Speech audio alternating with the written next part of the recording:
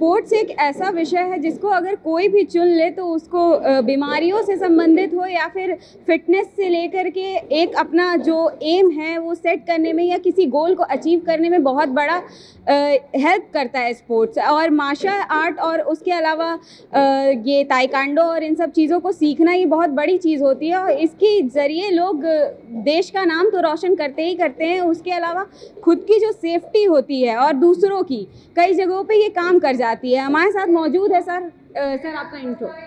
My name is Pramod Tiwari और मैं martial art से हूँ। पिछले करीब 30 साल से मार्शल आर्ट कर रहा हूँ और मैंने कई राष्ट्रीय खिलाड़ी हैं जो हमारे स्टूडेंट हैं और करीब यूपी में पूरा यूपी देखता हूँ, यूपी से सेक्रेटरी भी हूँ। उसके अलावा मार्शल आर्ट में मैंने judo, taekwondo, karate, kick boxing, बहुत सारी ऐसी विधाएं हैं मार्शल आर्ट की जिनका मैंने ट्रेनिंग ली है और बाहर से यहाँ से लेकर और नेशनल लेवल तक मैंने परफॉर्म किया है और वर्ल्ड चैम्पियनशिप में मेरा 2009 में ब्रॉन्ज मेडल है। उसके बाद से मैंने फिर जो चीज़ मेरे पास थी उसके बाद फैसिलिटीज़ लखनऊ में यूपी में ना होने के कारण मैंने एक एम बनाया कि मैं जो चीज़ नहीं कर पाया मैं उन बच्चों से कराऊंगा जो आज हमारे पास हैं, हमारे स्टूडेंट हैं। और 2017 से मैंने सिखाना शुरू किया था। उसके बाद से लगातार मैं ट्रेनिंग दे रहा हूँ। 2018 में जब फर्स्ट टाइम मेरी यूपी की टीम बनाकर मैंने भेजी थी तो उसने इंडिया में 2nd नंबर की रैंक हासिल की थी और उसके बाद से लगातार हमारी टीम इंडिया में बेस्ट परफॉर्मेंस दे रही है और आज हमारे टीम इंडिया में एक फर्स्ट रैंक से 1 या 2 मेडल रहती है। लेकिन हमारी कोशिश ये है कि जिस तरह से हमारी प्रैक्टिस बच्चे कर रहे हैं, जिस हिसाब से मैं फैसिलिटीज़ प्रोवाइड करा पा रहा हूँ, मुझे लगता है कि इस बार 2022 में हम लोग फर्स्ट रैंक हासिल करेंगे इंडिया में और हमारे बच्चे इंटरनेशनल के लिए और ओलंपिक्स या कॉमनवेल्थ के लिए हमारे बच्चे मेडल मारेंगे। ऐसी मेरी शुभकामनाएं है, ऐसी मेरी कोशिश है। सर लगभग कितने ब्रांचेज हैं जो पूरे यूपी में हैं इसके आपके मार्शल आर्ट एकेडमी के? लमसम हमारी जो है 29 डिस्ट्रिक्ट्स में हमारी मार्शल आर्ट चल रही है और ये वोविना मार्शल आर्ट है, ये वियतनाम से है। 2008 में इंडिया में लॉन्च हुई थी। इसके जनक जो है वो डॉक्टर विष्णु सहाय जी हैं जो कि जनरल सेक्रेटरी जूडो के रह चुके हैं इंडिया से और अब वो president of martial art Vovinam martial art के हैं इंडिया के और वर्ल्ड फेडरेशन में वो वाइस प्रेसिडेंट हैं और इंडिया में प्रेसिडेंट हैं और हमारे यूपी के भी प्रेसिडेंट वही हैं। उन्हीं के संरक्षण में, उन्हीं के सहयोग से, आशीर्वाद से हम लोग आगे बढ़ रहे हैं और वो हमारे गुरु भी हैं। तो उन्हीं के सहयोग और आशीर्वाद से हम लोग काम कर रहे हैं यहाँ पे। लेकिन उसके बाद से हमने जो 29 जो डिस्ट्रिक्ट्स हैं उसमें लगातार क्लासेस चल रही हैं और लखनऊ में इसके 4 सेंटर हैं। एक राजेंद्रपुरम पारा में है, गोमती नगर मल्हौर में है, एक चौक में है और एक ठाकुरगंज में है, जिसका कि मैं संरक्षक हूँ और उसका फाउंडर हूँ। सर हमने ये भी सुना है कि आपके पास ब्लैक बेल्ट है।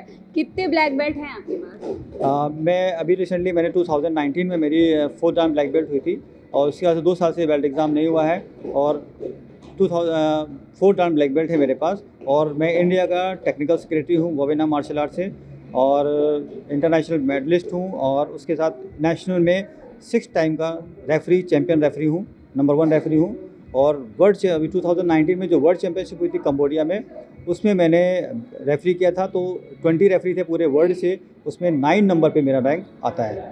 सर लगभग कितने बच्चे हैं टोटल एकेडमी में, मतलब यहाँ इसके अलावा भी बाकी जगहों पे लगभग कितने बच्चे होंगे? लखनऊ में देखा जाए तो लखनऊ में करीब 150 स्टूडेंट हैं हमारे जो मार्शल आर्ट की ट्रेनिंग ले रहे हैं और पूरे यूपी में देखा जाए तो करीब 5000 स्टूडेंट हैं जो मार्शल आर्ट की ट्रेनिंग ले रहे हैं और हमारा स्टेट चैम्पियनशिप होती है तो उसमें करीब 450 से 500 बच्चे पार्टिसिपेट करते हैं और वो ही बच्चे पार्टिसिपेट करते हैं उसमें जो अपने डिस्ट्रिक्ट से क्वालिफाई करके आते हैं। तो मान के चलिए कि जितने भी वेट होते हैं 9 वेट्स होते हैं, हर वेट्स में एक बच्चा अपने डिस्ट्रिक्ट से सेलेक्ट होकर आता है तो 600-700 बच्चे पार्टिसिपेट करते हैं स्टेट चैम्पियनशिप में। सर अभी आप बता रहे थे कि बाहर से भी लोग आते हैं यहाँ पे ट्रेन करने, कहाँ से लोग आते हैं? हाँ, हमने अपनी एकेडमी में बेस्ट ट्रेनिंग के लिए, क्योंकि अभी तक मैंने सारी गेम्स में मैं रहा हूँ, जैसा कि मैंने बताया कि मैंने जूडो, कराटे, ताइक्वांडो सब किए हैं।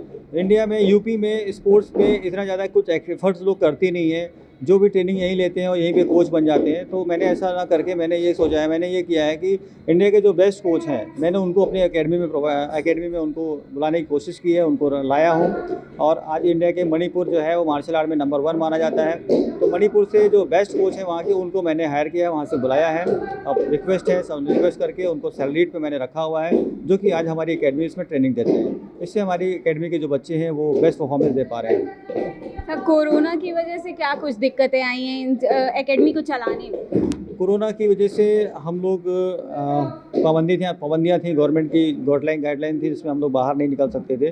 तो हम लोगों ने फिर ऑनलाइन क्लास की थी। तो हमने ऑनलाइन उसमें रोज़ 1 घंटे 45 मिनट की क्लास हम लोगों ने ऑनलाइन करी थी, जिससे कि बच्चों का मोरल और थोड़ा-सा फिज़िकली हम लोग कराते थे, जिसकी वजह से बच्चों में उसका काफ़ी पॉजिटिव रहा। बच्चे डिप्रेशन में नहीं गए और बच्चों ने एंटरटेन किया, बच्चों ने उसको बहुत अच्छे से चाव से किया और बच्चों के पेरेंट्स और घर वाले भी बड़े खुश थे कि हमने एक ऐसा प्रोग्राम चलाया ऑनलाइन का, जिससे बच्चों का बौद्धिक और मानसिक और शारीरिक विकास अच्छे से हो पाया। सर, स्पोर्ट्स एक ऐसा फील्ड है जहाँ जल्दी पेरेंट्स ऐसा सोचते हैं कि इसमें जल्दी करियर बन नहीं पाएगा या इसमें बहुत टाइम लगेगा, तो इसको प्रेफर करने में और बच्चों को इसको चुनने में काफ़ी सारी दिक्कतें आती हैं। लेकिन अब देखिए, जैसा कि गवर्नमेंट जो है हमारी भारतीय जनता पार्टी है, मोदी जी ने खेलो इंडिया का अभियान चलाया। ऐसे कई अभियान चल रहे हैं भारत सरकार के द्वारा और स्टेट गवर्नमेंट भी उस पर बहुत फोकस कर रही है। तो अब खेलो इंडिया या इस तरह से भी जो भी चल रही है व्यवस्थाएं गवर्नमेंट की, उनमें बच्चों का भविष्य बहुत उज्ज्वल है। बच्चों को स्कॉलरशिप मिल रही है, बच्चों को अब तो गवर्नमेंट ने बोला है कि जो भी नेशनल खेलेगा उसको जॉब भी मिलेंगी, श्योरिटी के साथ जॉब मिलेगी।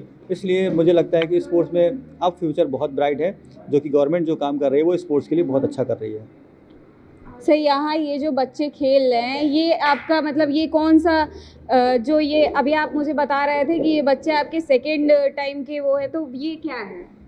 एक्चुअली में होता क्या है कि इंडिया में जब नेशनल चैंपियनशिप होती है तो हर स्टेट के लोग पार्टिसिपेट करते हैं। उसमें हर स्टेट के जो बेस्ट प्लेयर होते हैं वो आते हैं। तो हमारी यूपी की टीम बनकर जाती है, जिसका यूपी टीम का कोच मैं रहता हूँ। और तो मेरे बच्चे पूरे इंडिया में जो रैंक बनती है, जो टोटल मेडल की जो टैली आती है, उसमें मान के चलिए कि 10 गोल्स होते हैं, 12 गोल्स होते हैं। तो 12 गोल्स अगर होते हैं तो 12 गोल्स में 9 गोल्ड्स जो है वो हमारे रहते हैं, 12 गोल्ड मणिपुर के हैं, तो 9 गोल्ड हमारे रहते हैं। उसके बाद किसी तीसरे का है तो उसके 7 गोल्ड्स रहते हैं। तो जितने गोल्स की टैली आती है उसमें हमारी रैंक जो है वो मणिपुर के बाद हमारी रैंक आती है। तो मणिपुर से हम 2 या 3 मेडल जो है वो पीछे रहते हैं। तो ये एक रैंक डिसाइड होती है कि हमारी रैंक इंडिया में कैसे आई है, क्या है। ये सर बच्चे जो हैं ये सारे एज ग्रुप के दिख रहे हैं, तो एज ग्रुप क्या कोई मैटर नहीं करता है? सारे एज ग्रुप के बच्चे खेल सकते हैं एक बार? टूर्नामेंट जो हम ऑर्गेनाइज करते हैं तो उसमें हमारा एज ग्रुप होता है। हमारा एक सब जूनियर ग्रुप होता है। सब जूनियर में 14 साल से नीचे के बच्चे खेलते हैं। उसके ऊपर जूनियर ग्रुप होता है जिसमें 18 साल से नीचे के बच्चे खेलते हैं और उसके ऊपर सीनियर होता है, यानी 18 से लेकर 35 साल के बच्चे वो एक एज ग्रुप में रहते हैं। एज ग्रुप के साथ में उनका वेट टैली करता है और उनकी हाइट, हम लोग उसको लेकर कंपटीशन कराते हैं ताकि बच्चों को कोई प्रॉब्लम ना हो आपस में। और एक उस ग्रुप में हम उनको मेडल्स देते हैं और वो बच्चे खेलते हैं, परफॉर्मेंस देते हैं, उनका विकास होता है और उनको स्पोर्ट्स में काफ़ी फ़ायदा मिलता है। सर, स्पोर्ट्स को प्रेफर करने से क्या क्या फ़ायदे हैं? स्पोर्ट्स में देखिए, बच्चों को एजुकेशन में फ़ायदा मिलता है। बहुत ज़्यादा पढ़ने वाला बच्चा होता है तो वो पढ़ाई के अलावा कुछ नहीं करता है, लेकिन अगर वो स्पोर्ट्स में कर रहा है तो स्पोर्ट्स से उसका सबसे बड़ी बात है कि आज के समय में जो बच्चों का खान पान है या ऑनलाइन स्टडी का जो भी चल रहा है, तो अगर फिजिकल नहीं करेंगे तो उनकी लाइफ, मुझे लगता है, मेरा अपना एक्सपीरियंस है कि जो लोग फिजिकल एक्टिविटीज़ नहीं करते हैं उनकी लाइफ थोड़ा कम हो जाती है और स्पोर्ट्स एक्टिविटीज़ करते हैं तो मुझे गारंटी लेता हूँ, मुझे लगता है कि कम से कम 10 साल उम्र उनकी बढ़ जाती है। जैसे कि मैं खड़ा हूँ, मेरी एज है, मैं अगर स्पोर्ट्स में नहीं होता तो मेरे साथ के लोग, आज आपको बता दो, बीपी या ब्लड प्रेशर या शुगर की टैबलेट खा रहे हैं, तो शायद मैं बचा हूँ। तो मुझे बड़ी खुशी है कि मैंने स्पोर्ट्स ज्वाइन किया और आज मैं अपने इतने 150 बच्चे हैं उनको मैं ट्रेनिंग दे रहा हूँ और उन सही बच्चों के पेरेंट्स और बच्चे मेरी रिस्पेक्ट करते हैं, इज़्ज़त करते हैं और मुझे खुशी होती है और उनके पेरेंट्स को भी खुशी होती है कि उन्होंने अपने बच्चों को मेरे पास भेजा और उनके बच्चे जो पहले चश्मा लगाते थे उनका चश्मा छूट गया, जो नींद नहीं आती थी वो नींद आने लगी है, बच्चे बहुत सुस्त और आलसी रहते थे उनके बच्चे एक्टिव हो गए हैं, इसकी मुझे खुशी ज़्यादा मिलती है। तो मतलब स्पोर्ट्स गेम्स खेलने से बीमारियों से भी छुटकारा मिलता है? स्पोर्ट्स खेलने से, गेम करने से कुछ भी, आप फिजिकली, मेंटली हर तरह से आप प्रिपेयर रहते हैं, आप बहुत सारी बीमारियों से बच जाते हैं, बहुत सारी चीज़ों से आप अपने आप को बचा ले जाते हैं और सबसे बड़ी बात है जो आपका एक लाइफ स्टाइल होता है वो चेंज हो जाता है और एक स्मार्टनेस आ जाती है। स्मार्टनेस का सीन ये होता है कि जब आप कहीं भी खड़े होंगे तो आपकी एक चाल डाल या बोलने का तरीका आप चेंज हो जाएगा, लोग आपसे इंप्रेस होते हैं जल्दी। उसका ये रीज़न रहता है कि आपके अंदर वो कॉन्फिडेंस जो होता है फिजिकल का, वो आपके चेहरे पे दिखता है। सर, आप एक टेक्निक करके दिखाएंगे मुझे? सब्जेक्ट है ये, अटैक करेगा मुझे, डिफेंस, मैं सेल्फ डिफेंस और अटैक करूँगा, ये मेरे पे अटैक करेगा, ठीक है। तो ये मुझे नाइफ से अटैक करता है मेरे फेस पे।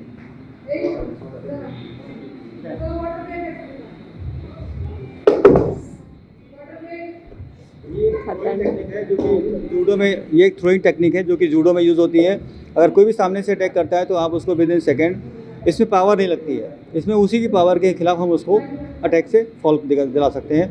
ये तो मैट्स पे गिरा है, अगर ये ज़मीन पे गिरेगा तो इसके पैर टूट जाएंगे। सर विमेन सिक्योरिटी की भी बहुत ज़्यादा बातें कही जाती हैं, तो जैसे ऐसे कहीं भी अगर कोई भी प्रॉब्लम आती है तो इंस्टेंट जो टेक्निक्स होते हैं उसमें से ऐसे एक या दो कोई कौन से टेक्निक्स है जिनको फॉलो करके जो लड़कियां अपने आप को सिक्योर कर सकती है? कोई भी हम लोग सेल्फ डिफेंस में भी काम कर रहे हैं। हमने अपने यहाँ गर्ल्स को हमने बहुत प्रेफर किया है और गर्ल्स को हमने हमेशा आगे रखने की कोशिश की है।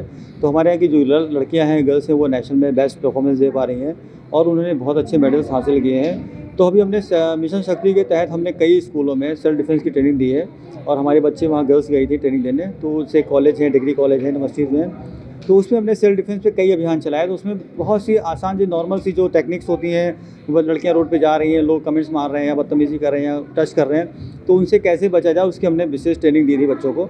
तो वो स्कूल वालों ने अपना फॉलो किया है और हमारी कोशिश ये रहेगी कि अगर हमें कहीं मौका मिलता है तो हम गर्ल्स के लिए फ्री ऑफ कास्ट हम इसकी ट्रेनिंग देने का सोचा है मैंने। लेकिन उसके लिए गवर्नमेंट को थोड़ा सा सहयोग करना पड़ेगा और ऐसा कुछ प्लान करना पड़ेगा कि हम लोग जाने को तैयार हैं। अगर गवर्नमेंट चाहती है तो हम लोग उसके लिए फ्री में ट्रेनिंग देने को तैयार हैं। गवर्नमेंट की तरफ से सर अभी कोई ऐसी सुविधा मिलती है? गवर्नमेंट ने एक मिशन शक्ति का प्रोग्राम शुरू किया था, उसमें कई तरीके की रणनीतियाँ थी। उसमें एजुकेशन का था, जॉब्स का था, सेल्फ डिफेंस का भी था। बट वो होता क्या है कि वो उस तरह से कारगर नहीं है। अगर वो स्कूल कॉलेज के लेवल पे अगर वो करते हैं तो मुझे लगता है ज़्यादा कारगर होगा। स्कूलों में कंपलसरी कर दें कि स्पोर्ट्स में मार्शल आर्ट, और मुझे लगता है स्पोर्ट्स तो कंपलसरी करना चाहिए बट मार्शल आर्ट कंपलसरी जरूर करना चाहिए, क्योंकि मार्शल आर्ट एक ऐसी विधा है जिसको कि सीखने के बाद लाइफ में आदमी कभी भी उसका इस्तेमाल कहीं भी कर सकता है। बाकी स्पोर्ट्स हैं वो ग्राउंड पे ही इस्तेमाल हो सकते हैं, लेकिन मार्शल आर्ट एक ऐसा इवेंट है जो कि कहीं भी आपकी लाइफ में कभी भी किसी भी दुर्घटना से आपको बचा सकता है। धन्यवाद सर हमसे बात करने के लिए। जैसा कि हमने सुना, स्पोर्ट्स एक ऐसा फील्ड है जिसको चुनने के बाद लोग चाहे कहीं भी हो या लड़कियां कहीं भी हो अपने सेल्फ डिफेंस का अच्छे से इस्तेमाल कर सकती हैं और किसी भी समय में किसी भी मुश्किल परिस्थिति में उसका लाभ उठा करके और उसका सही से समाधान कर सकती है। उसके अलावा खेल भी एक ऐसा विषय है जिसको चुनने के बाद बीमारियां तो दूर होती ही होती हैं, साथ ही बहुत सारी चीज़ अच्छी भी होती हैं और उम्र का भी तगाजा नहीं रहता। मैं सोनाली सिंह, डेली इनसाइडर, लखनऊ। और देश दुनिया की तमाम ताजा तरीन खबरों के लिए आज ही गूगल प्ले स्टोर से इंस्टॉल करें हमारा तेजी से उभरता न्यूज ऐप डेली इनसाइडर।